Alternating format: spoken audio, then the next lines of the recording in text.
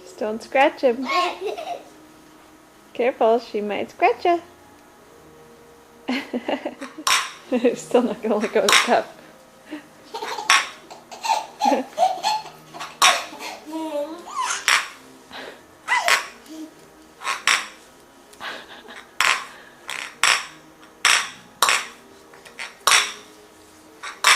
How do you feel about all this?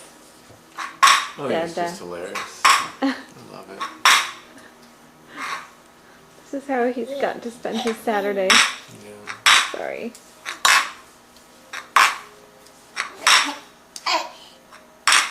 Pancake's like, let me out! Get me away from this crazy kid.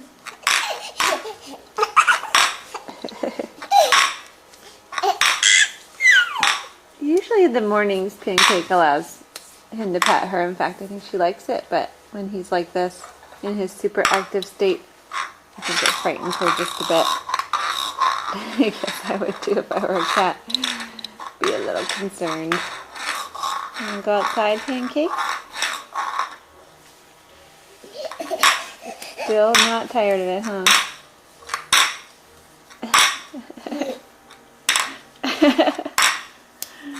Alright. I guess this could go on for hours.